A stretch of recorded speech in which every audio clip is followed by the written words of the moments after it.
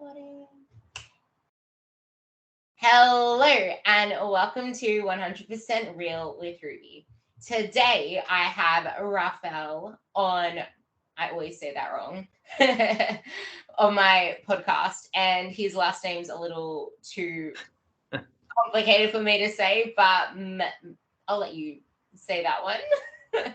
It's Matuszewski. Yeah, nobody gets that right.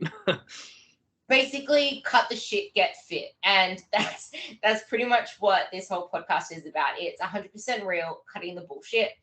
And today we're going to dig into how training and exercise goes beyond just getting stronger and building muscle, because we start a program, we want to change our bodies, and then we tie exercise to just this means of changing our body. And we can get caught up in, for example, the best way to burn the most calories, or just doing bro training. And then you see, here's an example. You see your general guy walking around the gym and he looks like he's carrying shopping bags all the time. Like, that's the posture he's left with. But then put him into a normal environment at home and work, and he's dysfunctional, quote unquote. And then there's your general female who probably will, I don't want to say generalize, but there are females that will only do things that they like, which can be squats done the wrong way, hip thrusts like this, which a lot of the time it's very quote unquote quad dominant, and there's no real work on the hamstrings themselves or any other body parts that need that work. So then they become very quote unquote dysfunctional in daily life. So I guess that's the long and short of what I want Rafal to talk about. In a quote that he put up is, not focusing on the fundamentals is a shortcut to injury. And then I kind of linked that to another one that he said, which is, a long habit of not thinking a thing is wrong makes us believe that it is right. And I loved that, because one of my quotes is, you give the problem a year, maybe 2 years, 3 years, but you're only trying to give the solution 1 week, 2 weeks, 12 weeks.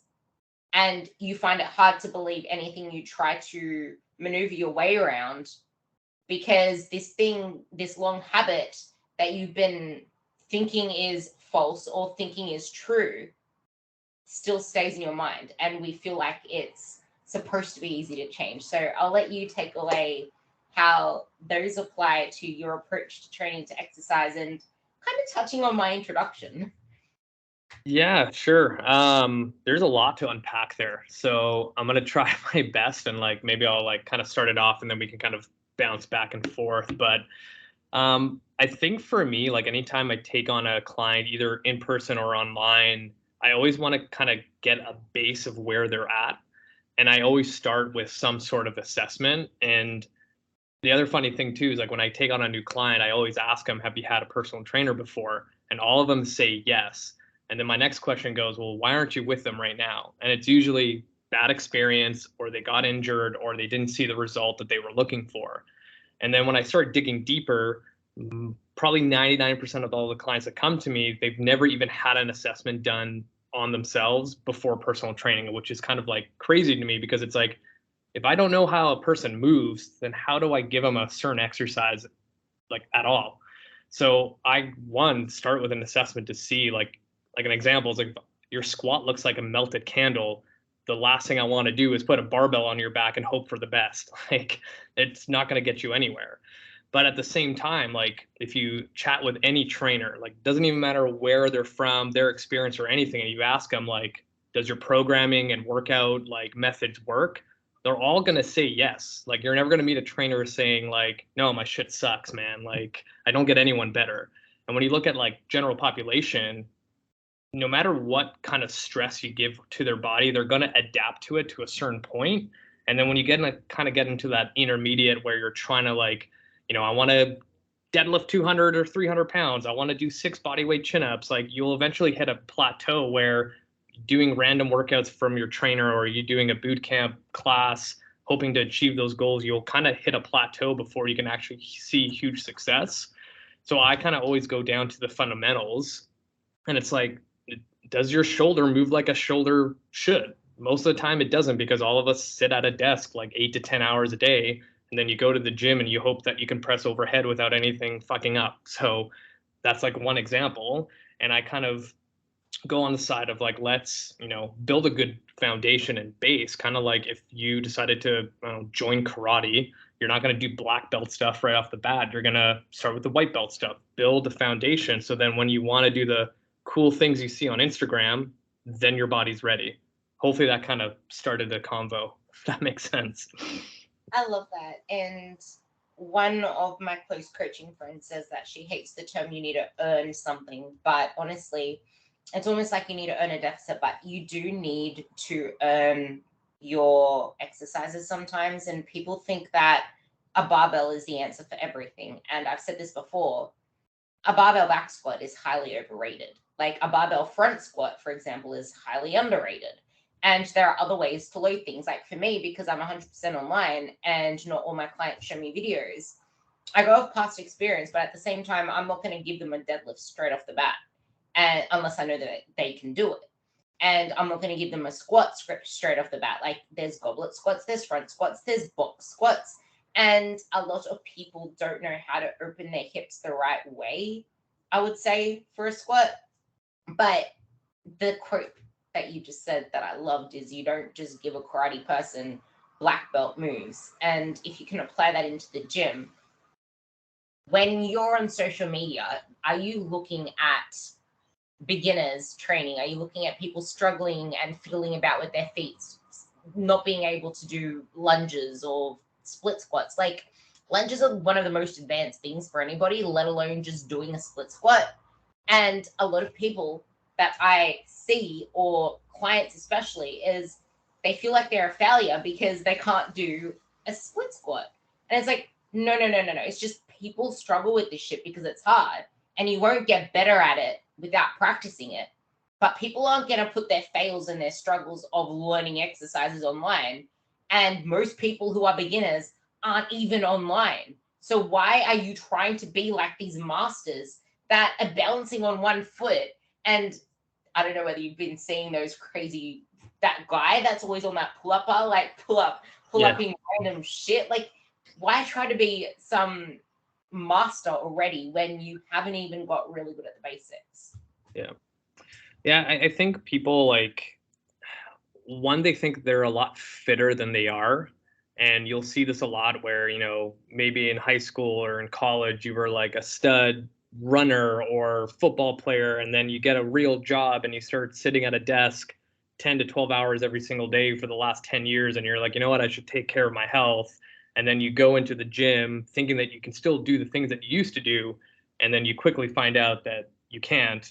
And then it's just kind of a square peg in a round hole constantly. And you're like, I don't know why this shit doesn't work. My back always hurts when I work out after, 2 to 3 weeks consistently. And like, people just need to go back to the basics. And even like, I always make the example too, is like, there's so many different pieces of equipment in gyms now. Like, I feel like every 6 months there's some new gadget. But if you like look back in the history of strength and conditioning, like people got strong 1,000 years ago with like nothing. So you don't need a new toy and balance on one leg while there's like fireworks going in the background. Like, you don't need the fancy shit. Like, it's simple stuff. People want to train for the entertainment, and it's hard to blame the people when it's something that's promoted online. Like, even this is something that you mentioned as well that I wanted to bring up with, yeah, okay, cool, but even those that train with personal trainers and don't get results, maybe because like there's only 2 trainers at my gym that I like. The others I look at and I try my best not to judge them. But every single time they have this client or this particular client, every workout is different. There is no progression on the same shit. Like, how can you get good at something when you did it for 1 week, maybe 2 weeks, and then you changed it up the next week? Like, personal trainers want to make it feel like they're giving the best bang for the buck, so the client keeps coming for these new workouts. I'm going to smash you on the leg extension and give you like all these crazy drop sets, because I've never had a personal trainer per se, but when I had one, when I was very starting out, just for like my first introduction session, I went through like 10 drop sets of leg extensions, supersetted with these walking lunges body weight. and I felt like I was just hammered and I couldn't walk anymore. I was like on the floor with sore legs. And then in bed, I'm like, oh my God, that must have worked. My legs were sore. And that's what people attach to good shit. Yeah. But with the implementation, because I want you to go into that as well, it's cool. Now all these gyms are getting these glute drive machines. I hate them as an example because I don't even feel my glutes working on those. They don't work for my mechanics. But people like putting fancy shit where it doesn't belong. But then on the other end, Rafal and I were talking before the podcast, people then go bashing things because it's not optimal for this, but it doesn't mean that it is completely obliterated out of context. Like the frog pumps, for example, the abductor machine, for example, all of a sudden everyone's bashing the abductor machine because it's not working your glutes. Yeah, so usually it's the external rotators of the glutes that people have at their weakest. And for me, I need the abductor machine because I can't open my knees up against force because I injured my hamstring and my hips got all wonky from that. So I'm trying to open my hips up against load while I'm trying to strengthen my hamstring. Yeah, and like even like the whole idea of people kind of chasing after, glute growth and glute exercises, sometimes you kind of go down a rabbit hole because like you're constantly doing all these hip extension exercises, but nobody knows if your hip can actually extend the way it should, right? Like, do you know how much active, range of motion you have before your lumbar spine takes over? And most of the time people have not the great hips, and then they're, facing the cable machine with the little band around their ankle and they're doing kickbacks and it's all lumbar spine and nothing through their glute. And like if you look at like biomechanics, like a perfect hip for hip extension is 20 degrees.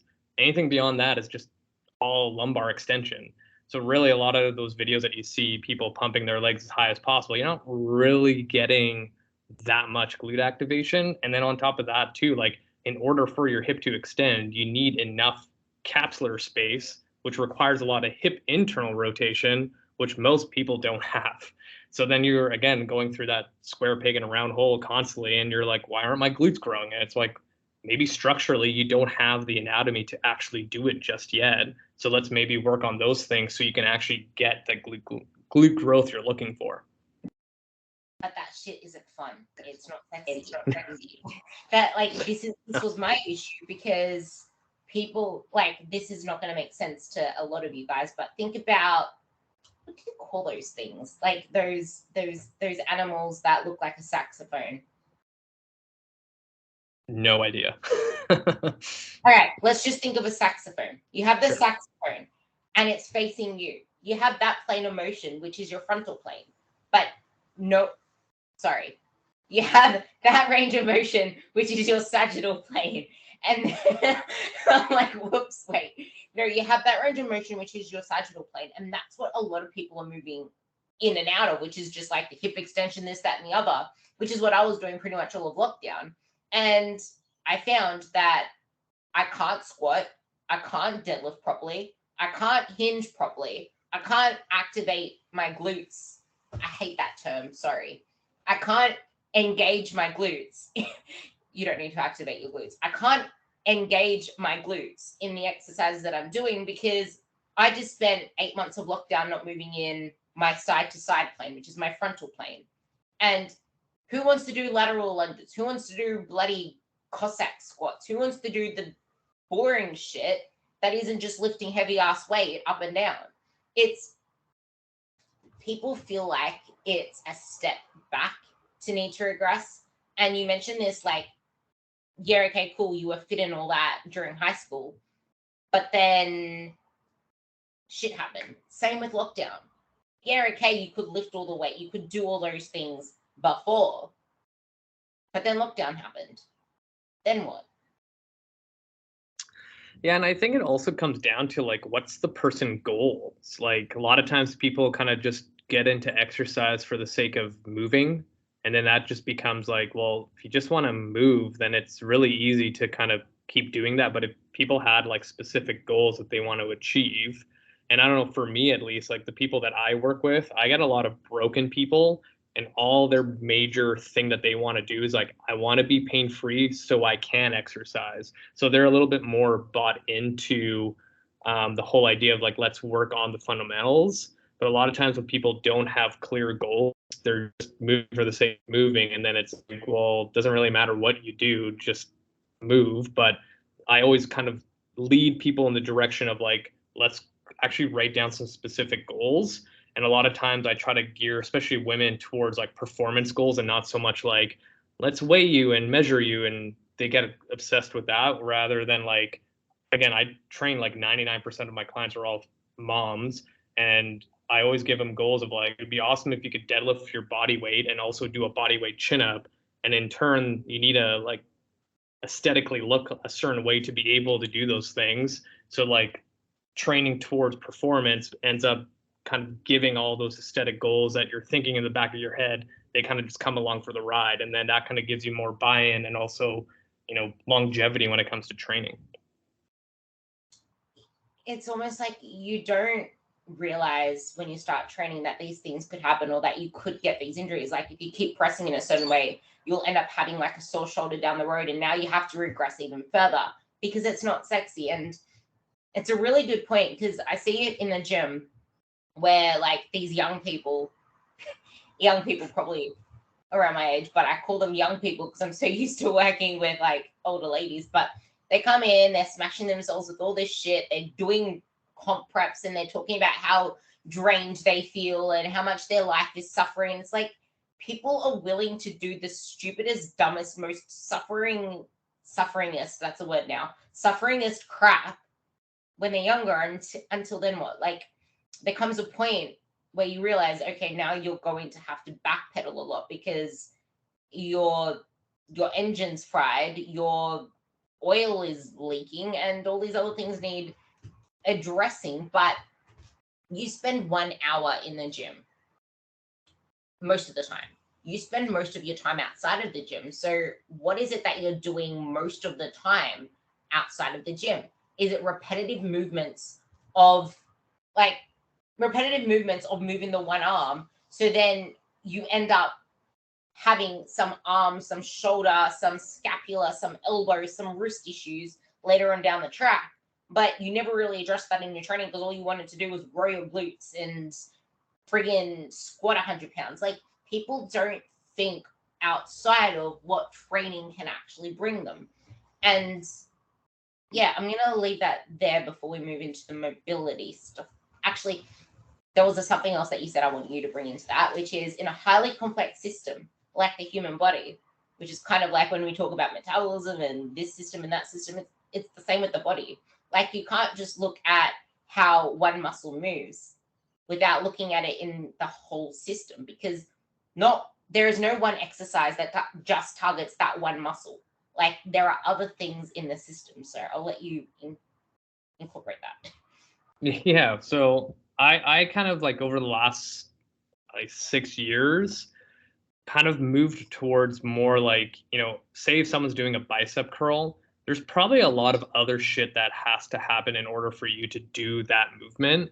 So then you're kind of leaving a lot of stuff on the table if you're just kind of doing the bodybuilding split. And then if you actually go into the history of bodybuilding when Arnold was a really big name, this whole idea of like splitting up your body was just for him to like, if he saw that his calves weren't big enough, he would dedicate a whole day of training for just his calves to catch up to the rest of his body.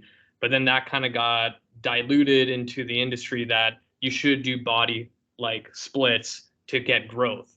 But then if you follow people like Dr. Brad Schoenfeld, who actually does research on hypertrophy training and like any kind of muscle building you can think of, it actually shows in research that you're better off doing full body rather than splitting things like bis and tris or like chest and back, whatever you want to call it. So sometimes it's like people will just fall into, I saw this one post on Instagram, so that must be true. And they don't even like read the whole caption. And most of the posts that will state stupid things won't even have a full like write up of why they're saying that thing. But that's a whole nother story.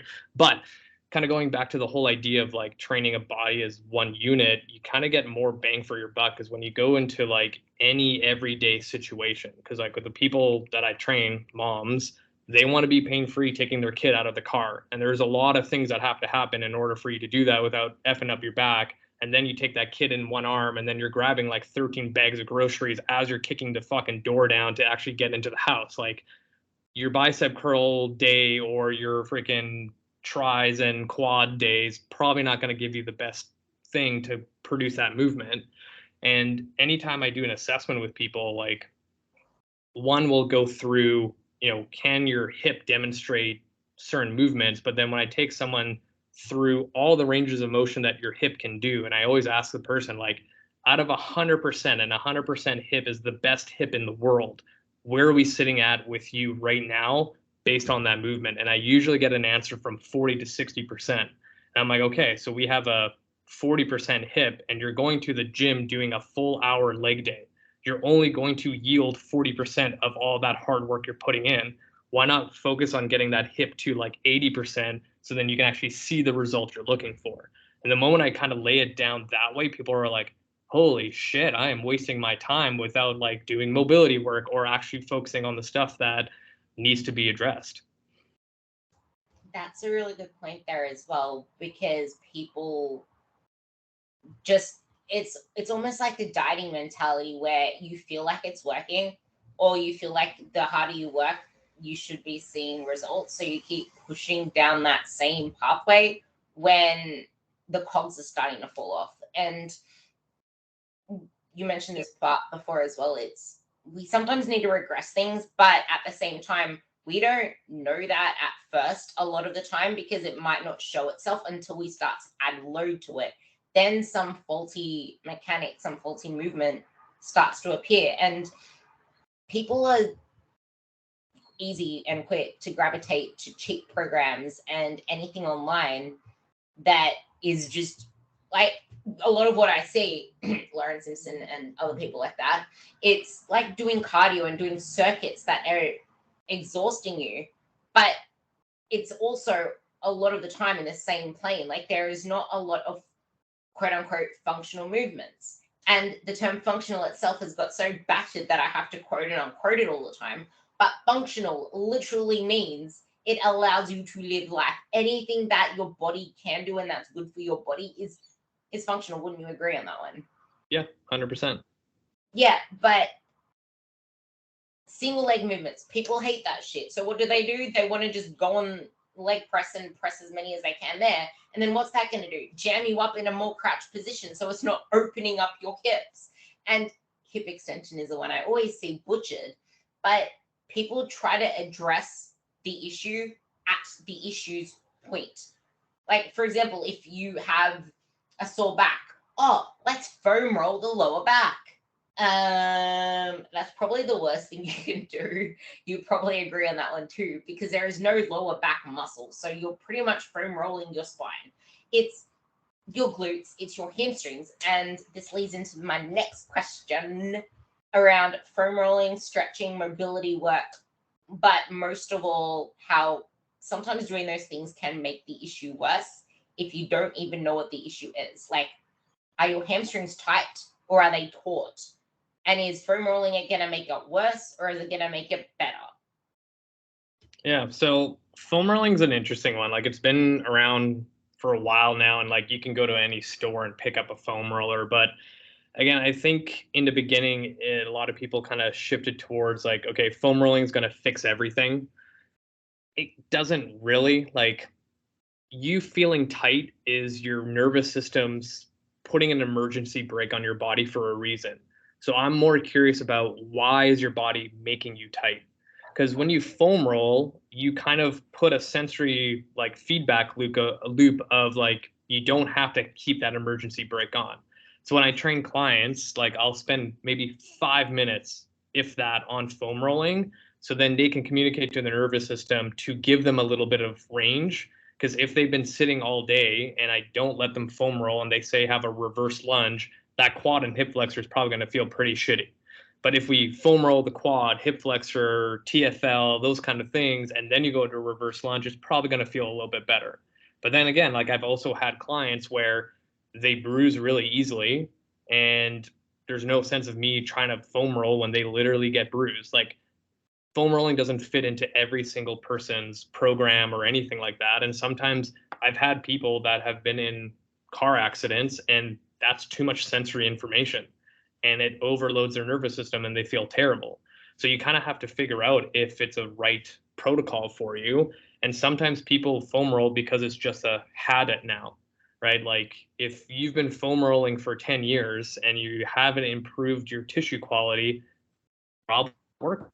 But at the same time, it's like if I have a client coming in and they absolutely love foam rolling because it feels good and it makes them feel better and it makes them feel like they're ready for a workout, I would not take that away from them, right? And like, I don't know, like I can foam roll my back at home and I feel great. I don't want to take away that feeling because it's, again, a sensory information. But the thing too is like a lot of times when trainers get into the whole like, oh, foam rolling is going to fix everything and they give that to everyone without kind of a health history, I've heard horror stories where like one trainer had a client and they're like, oh yeah, I'm always like super tight in here and there's like a huge bump, and they're like, oh yeah, take this lacrosse ball and just like smash the shit out of it, and it was actually like a cancerous cyst on her back and it broke open. So like you need to, like, there's another reason why you should be taking assessments and intakes is like to learn the person's health history so then you can make a better protocol for that person, right? So it's not a one size fits all, but typically I would say at least 80% of people, foam rolling is kind of good. Again, like the more I read into research, I'm like, I don't even think anything works. Yeah, that's a really good point. It's like it's what's good for that person. And it's another reason why I hate programs that people just get online. Like with me, I always start off, depending on the client, with something that's pretty basic for them, so I get to learn them and learn their feedback. But it's up to you to put your feedback into the workouts themselves, because if we don't know where you're tight, if we don't know what you're struggling with, then it's not something that someone online can see from the other side of the internet. Like, are you tight? Are you sore? What are you actually feeling? How are you actually connecting to this, connecting to that? And this also ties into stretching because it does my head in. People, like, you need to know the purpose of why it is you're foam rolling. Are you going to foam roll your bloody hamstrings before needing to train your hamstrings? That's probably a really dumb idea. But if you want to train your glutes, yeah, cool, let's foam roll your hamstrings so they aren't the ones that are active. Like, what exactly does foam rolling do?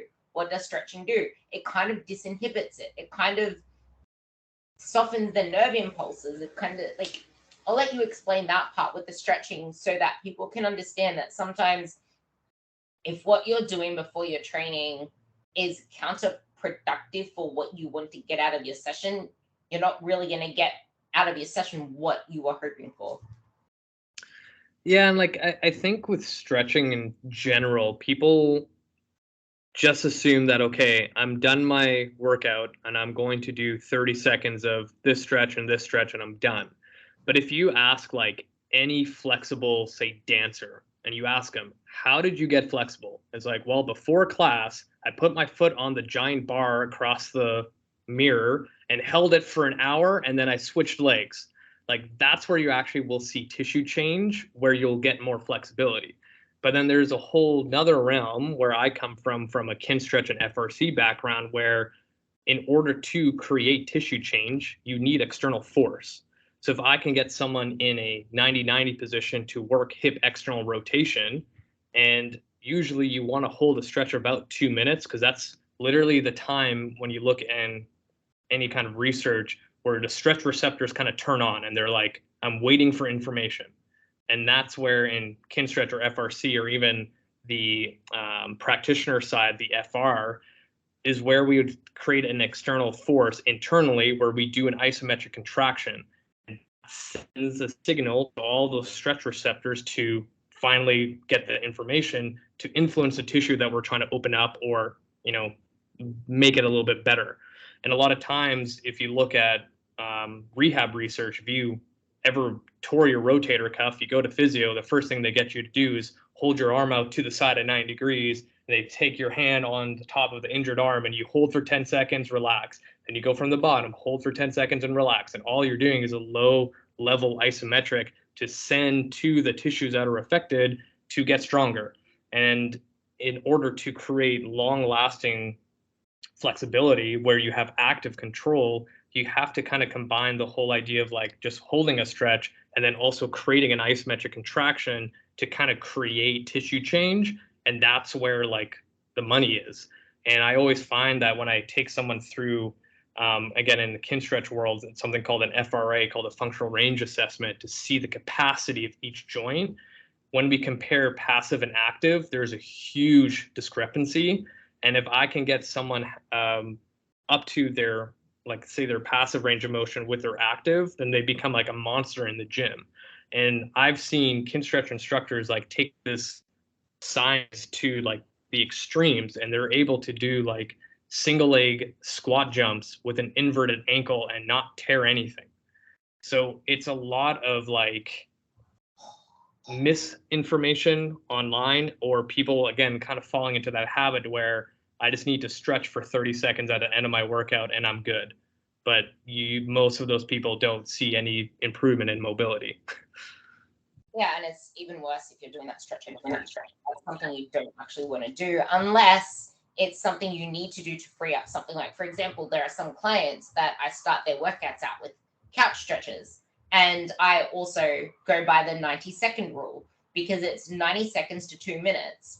You said 2 minutes, so I'll say 2 minutes. But I always went by the 90-second rule where you hold it for 90 seconds, maybe do it for 2 rounds. But why am I getting them to do a couch stretch? Because they can't engage their glutes in an exercise. So I'm trying to loosen up the front of their body so that it isn't in this jammed place, so then they can actually hinge and use their glutes. Like, the issue isn't the fact that you can't activate your glutes. It's that everything else is overfiring. Your glutes are already active. They're just not able to do what you want them to do when everything else is firing in all cylinders. And that's the same with your hamstrings. They're tight because they're not tight. They're weak and they're lengthened because your hip flexors are so tight. And something you said I absolutely love, the stretching part of it. It's, yeah, cool, but what does that bring you? It's not saying that you can load it. And this is why program design is an art. And this is why training load in the lengthened ranges is important. And this is why you can talk about tempo as well. Tempo has not everything needs to be freaking tempoed, but it has a place. Like holding the bottom range of a front foot or a back foot elevated split squat, holding the end range of a Romanian deadlift, holding the end range of a lat pullover, holding the end range of like the chest flies. Like, there are parts where you need to load them for it to get the impact. And what I learned about stretching is you need to get the stretch, yes, and you need to hold it isometrically, yes, but you also need to add load to it. And then you also need to add a resisting force and try to fight that resisting force so that you're strengthening it against opposing forces. But then that's only going to last temporarily.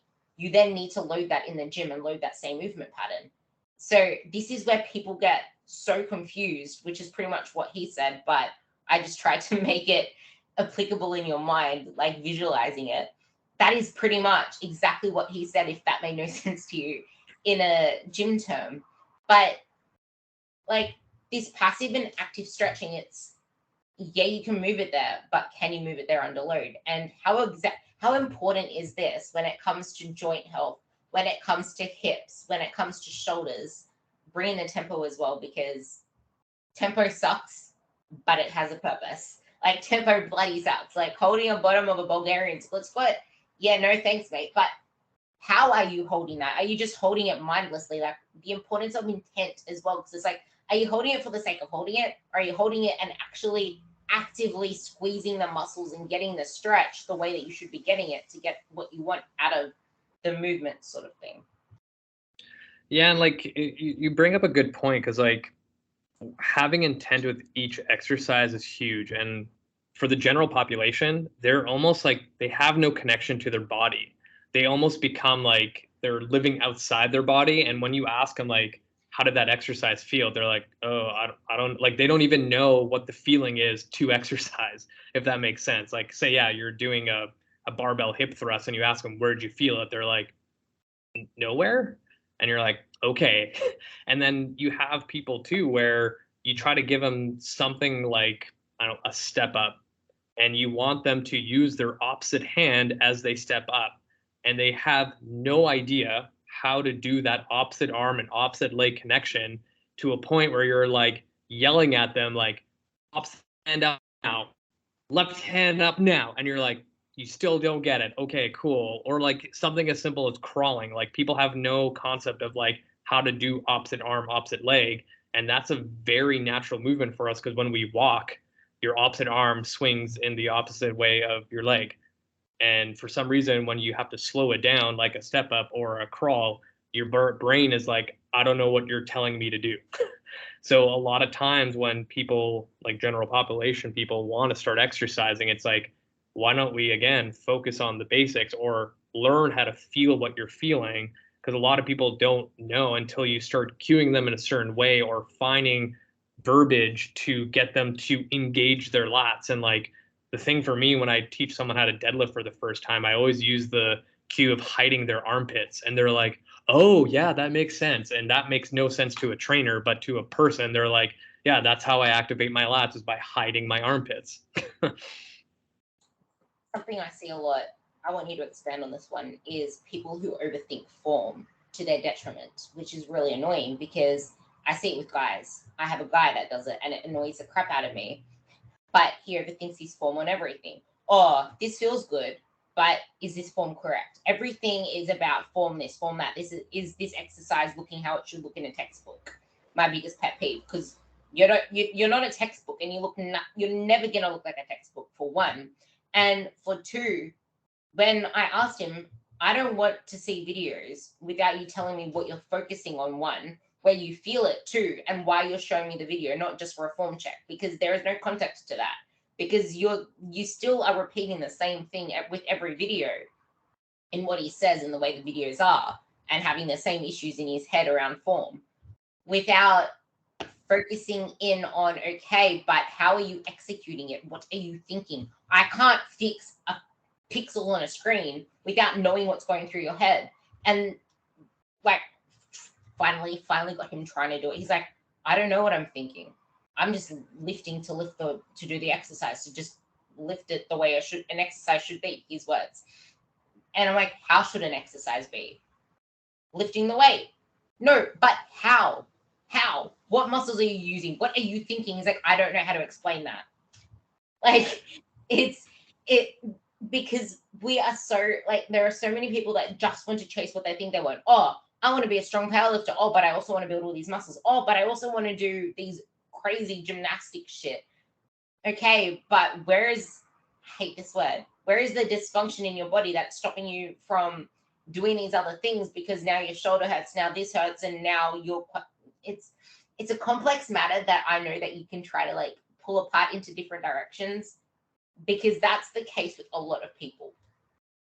Yeah, like even with form, like, yes, there is a certain degree where you want to do an exercise somewhat decently.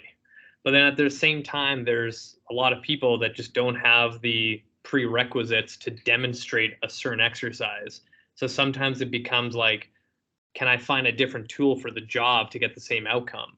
Because I've seen it in so many gyms where like I'll walk through a gym and I'll say someone's hip thrusting, and like you can see in their face it does not feel good. And I'll like go to them, I'm like, does that hurt you? And they're like, yeah, I only feel it in my low back. And I'm like, so then why are you doing that exercise? And then they don't even have an answer for me, because it's just like the program they downloaded, their friends doing the same workout, or they saw it online. So a lot of times it's like, just find, a better tool for the job. If the goal of the hip thrust is to get better glutes, there's like thousands of different exercises that you could probably do that's not going to hurt your lower back. I want to add one thing to that. Sure. People being married to a certain piece of equipment, and it's like, oh, but why can't I barbell deadlift? Because we haven't fixed your hinge pattern 1, and we haven't fixed your leg drive number 2. Why do you want to use a barbell? Oh, because it's how deadlifts are done. That's what powerlifters do. Or what, I don't even know. I'm just thinking of random things that they could say, but people stay married to the same equipment when you're rushing the process of learning how to do something when you don't even know how to attach to your body.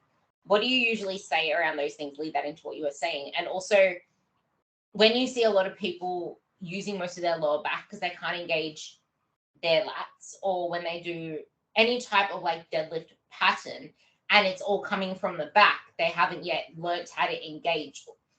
Let's talk about the same example with that guy, for example, someone that's like that guy that doesn't know how to like actually engage these other elements of their body. Like, what goes through your mind with that? So it all kind of starts, again, kind of going from the fundamentals. Anything with powerlifting in general, I want to know what their bracing strategy is. And when I get those people, I'll ask them, what's your bracing strategy? And they're like, they think I'm speaking a different language. And I already know that the exercise is too like advanced for them. So I'm like, let's see you breathe with your diaphragm. And it becomes all this chest breath into their neck. And I'm like, so you have no low back stability as you deadlift or you back squat or when you're bench pressing. So let's work on utilizing your diaphragm first, which is then is going to play a role of how your low back feels. Because if you look at, again, anatomy, your hip flexor literally attaches underneath your diaphragm around T11, T10. So if you have a better functioning diaphragm, it's going to loosen up the tension and within the fascia around the insertion point of your hip flexor, which then will give you better hip extension and no low back pain, which then will make the deadlift feel better, right? So it's like you almost have to reverse engineer every single exercise to get to the root cause of why someone may not be doing it correctly. That actually just rang a bell that I didn't think of for ages.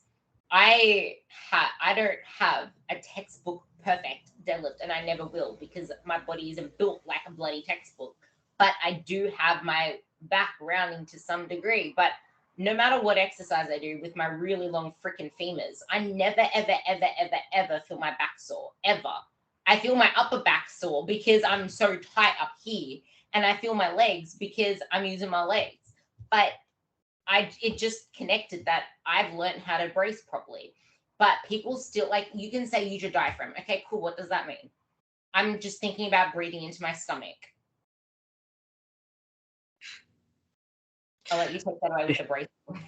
Yeah, like I always use the analogy of like if you take an unopened Coke can and you place it on the floor, you could step on top of it with your whole body weight and it's not going anywhere because of the compressed air in a cylinder. And that's essentially what you would want to achieve with your breath to kind of create that cylinder effect.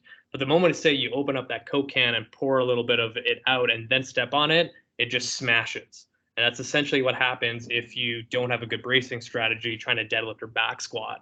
So one, I take a lot of time in the beginning stages to teach people how to breathe, then teach them how to brace.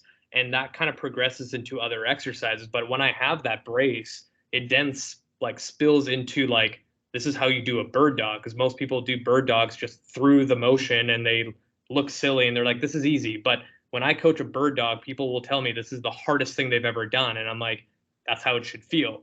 Same goes with the dead bug. It's the same motion, but it's like, if I can teach that bracing strategy into the dead bug, people are like, holy shit, this is the hardest dead bug I've ever done. And now that they have that feeling, it's like same feeling now in the deadlift. And now they have all the tools to now fight off any kind of load that they put on the bar to a certain extent. But it's like people don't take the time to do it. And sometimes, like, you know, people think of their diaphragm when you take that big belly breath, it only pushes forward, but also your diaphragm pushes out to the side and also behind you. And if you can't get that full cylinder effect, then you're going to have some sort of energy leak somewhere and you're going to, again, hit a plateau. And if you look at some of the best powerlifters in the world, they even went down the rabbit hole of figuring out what the hell their pelvic floor is to check if that's also working order. Because then I kind of look at diaphragm and pelvic floor as like the two buns of a sandwich to come together to give you that stiffness that you need. Yeah, that, like, you can, I used to say focus on actually like you have like pregnant belly or like you're constipated. I used to think of that like you're constipated type of thing and you're trying to push it out.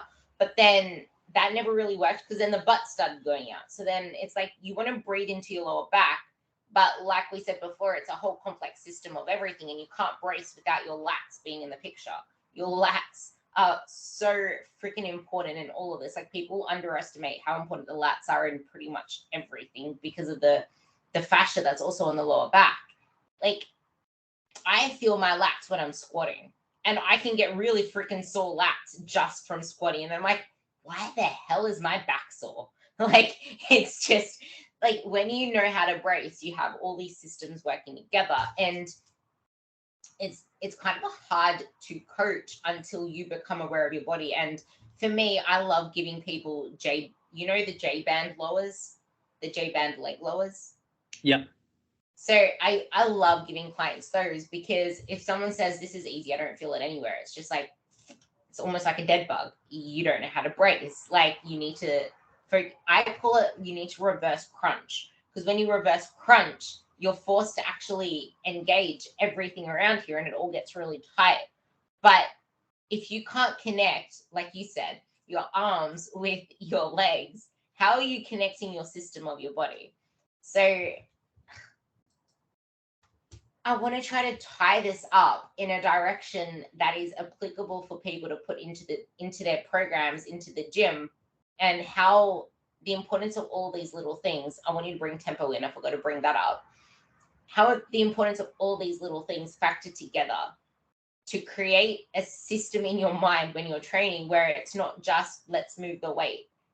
Because most people who haven't had a proper coach or a proper trainer, they don't know how to actually train whatsoever with intent. It's all about just moving weights. It's all about just moving things as fast as possible. And you see it all the time in the gym. Like, things aren't moving in the full range. And cable rows are done like this, not with the, like, and then that just made me think of something. And then there's the false belief that you need to have your shoulder blades still when you do everything, without actually letting them bloody move the way they should, which was a mistake I used to make myself. Yeah. So to kind of tie that all in, because when you brought up tempo again, it's like, one of the arguments I always make is like, if someone was married to the back squat and their form is terrible, they don't have the mobility restrictions for it, I could take the strongest guy in the gym who has terrible mobility for a back squat, give him the heaviest dumbbell for a goblet squat, get him to squat down with a 4 Mississippi count on the way down, hold at 90 degrees for 4 seconds, and then shoot up and do 8 reps. That's going to destroy them more than any back squat with shitty form that they can do. So sometimes it's like, you are kind of taking a step back, but not really, but you're just focusing on the weaknesses that you need to build up to. And then if you look at even like Dr. John Russin's work, where in order for you to back squat, you should be able to goblet squat half of your body weight for 25 reps. If you don't even have that prerequisite, you have no business back squatting. So then, like, when I think he put that out like 8 years ago, there were so many people that tried it and they're like, that's the hardest thing I've ever done in my life. Right. So sometimes, like, it may seem like you're taking a step back, but then, yeah, you add tempo or some other kind of thing for programming that can actually make something simple very difficult. Right. And like, even with deadlifting, if I have someone super married to the barbell deadlift and I can convince them otherwise, I will then try to compromise where I'm like, let's elevate your deadlift, because most likely your nervous system doesn't understand that you're going 4 inches higher off the ground. It understands force and load. If I can add force and load to your deadlift, you're still going to get the effects of getting a stronger deadlift. And if the person's like, why am I doing this? It's like, it's going to help relieve the tension of your low back, and it's going to work within what you have. And as long as you're not going to compete in powerlifting that most people in the gym are not doing, you're fine. And then they're like, oh, okay, that makes sense. Yeah, that's an issue that a lot of people have as well. They're like, as soon as I do some different variation of something, but now I have to drop my load. I'm like, I don't give a shit if you have to use just the bar. Oh, but that is always like, it really isn't regressing in any sense, because you can't really progress where you are anyway, because you actually said this at the beginning. So let's bring it all the way back to the start. You learn things from you go about doing the gym in a certain way, blah, blah, blah, over the years, and you learn your patterns over weeks of doing something, if you're learning faulty patterns, that's what your body remembers, that's what your body learns. So getting it out of those faulty patterns takes the same amount of repetition, same amount of work. And if there are bottlenecks somewhere, how are you going to get past that plateau? As we were speaking about plateaus, how can you get past that plateau if you're not going to address the shit that's actually holding you back? For example, when I used to do powerlifting, how could I have got past I was stuck at, I don't know, pounds, sorry. How could I get past the 175 kilos that I was stuck at for almost a year if I didn't then regress? I was freaking struggling at 80 kilos. So 80, 175. 80 kilos, I had to do the deadlift on the way up, and on the way down, I had to hold it at my knees for 8 seconds for 8 to 10 reps. And I was struggling with an 80 kilo bell with weights, 80 kilo weight, when I was easily doing 175 or 150 for reps. Like, yeah. Oh my God, I'm just doing light weights. I'm just doing baby weights. Well, how could I have got my 185, 187 after that if I didn't regress it to do that shit? If I didn't spend, like, I wasn't deadlifting for a long time, normal deadlifting, because I had to work on this other stuff. Oh, but I need to deadlift because you need to stop being so married to exercises. And another one is, like, for example, the rack pull. I had to hold it at the bars and still keep tension in my body, which, here's another thing tempo does. It teaches you how to keep tension in your body. I had to do that for 5 whole seconds. And someone who can rack pull a lot, doing that with 60 kilos because it was killing me. But regression. So there's a really good thing with tempo as well. Maybe you can filter that into how, as the title of this podcast is called, how training and exercise goes beyond just building strength and muscle. It's movement, it's medicine. And the thing we didn't touch on, which can kind of sum this up too, it's also longevity. Yeah, like it's kind of interesting that we're going to talk about this because I get a lot of questions from my clients like, what am I training for? And I'm literally training for life, that when I'm 80 or 90 years old, I don't need a walker. And I think that's what a lot of people should start kind of looking towards, because like I've seen people age and I've trained people in their 70s and 80s. And I'm like, I don't want to be like that, where I need people helping me get up out of a chair. Like, I want to be able to be fully retired and still travel and still pistol squat and be pain free. And a lot of times, people just think, no pain, no gain, but it's going to suck, because I've seen patients, because I also work within a clinic, where people are in their early 40s and now finally are financially free and everything fucking hurts. And I'm like, that's just terrible. And you end up using all your money that you've saved up for treatment, where it could be spent on trips or experiences or whatever it is. So I'm literally training for longevity, that when I'm older, I don't have to worry about, like, I need a hip replacement, I need to get PRP done on my shoulder so I can go grab a cup out of the cupboard. So being able to train for something like that, and at the same time, like, I still love deadlifting heavy, and I've never had low back pain when deadlifting. Like, those are some good goals. And I think a lot of people, especially in the fitness industry, like our industry is terrible for this, is like, there's one extreme or there's nothing. It's like you either look like a figure competitor or you're a couch potato. There's nothing in the middle. And it's so, like, weird to me. It's like you comparing, like, you want to play basketball, but you're comparing yourself as an NBA player, and you're like, oh shit, if I can't play like that, then I'm not good enough to play at all. And that's what people in the fitness industry do. They want to start their fitness journey and they just compare themselves to the top elite people. And it's like, well, fuck, no wonder you're not motivated to go to the gym or eat healthy, because you're constantly comparing yourself to those people that are like the 0.1%. Like, you have to kind of be a little bit more realistic of what health and fitness success actually looks like. And again, train for longevity, where, ask yourself, how do you want to feel in 20 years? You trying to back squat to a quarter depth with 225 on your back and it feels terrible, probably not going to get you there. I absolutely love everything you just said. Guys, if you listen to the podcast a couple of weeks ago called hashtag the one you need to listen to, everything Rafal just said is literally what I said in that podcast. Literally, because a lot of the time we stop ourselves starting because all we see on social media is what we feel like it should be or what it should look like, and we're nowhere near there. So we set ourselves up with an entry level that is a black belt mentality when we haven't even learnt our first kick. So that was probably the best summary. I'm not even going to add anything to that. Go back 10 minutes and listen to the last 10 minutes of this, because it's that mentality that stops a lot of people being consistent, because they feel like they should already know how to do things. People already have it easy. People are mastering things already. Like, yeah, I could get given something new and I can master that probably in a month compared to a year, like a lot of other people. But that's because I've mastered everything else over 6, 7, 8 years. Things get easier to master the further along you go and the more you can make connections, almost like when you're in school. You might start a new subject, but you find it easier to pick up because you can relate it to all the other subjects before that, kind of thing.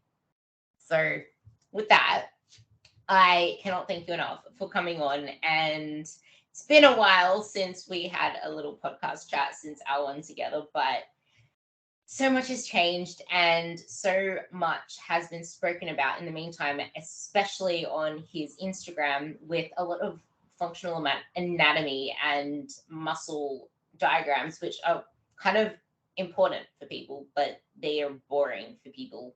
So you need to kind of readjust your meaning of boring and helpful, because if you don't know how a muscle works, then it's kind of hard to imagine exactly what it should be doing when you're exercising. So you can't exactly do the cueing. Like when you're doing a lateral raise, you don't want to lift your arm up. You want to think about where the actual delt is and focus on trying to get the delt to do that thing. So go check him out. It's at Cut the Shit Get Fit, and he has a podcast with the same name, which is him with a lot of short tidbits on really good shit, including anatomy, back squatting, joints. Pretty sure you do quite a lot on mental health as well, which is really damn good. And that's exactly what I do with my podcast. So with that, is there anything you want to leave them with? Other than like for anyone that's struggling with training or motivation, just remember that motivation's a feeling, just like being happy or you can't be happy 24/7, 365. Like it comes in waves. So if you're ever on that low wave of not feeling motivated, just know that it's going to come back up and then just crush life. I love that. Ride the motivation waves. Thank you so much for coming on. And don't forget to give this podcast a rating, because I'm trying to hammer that home now. And you will listen to me on the next episode.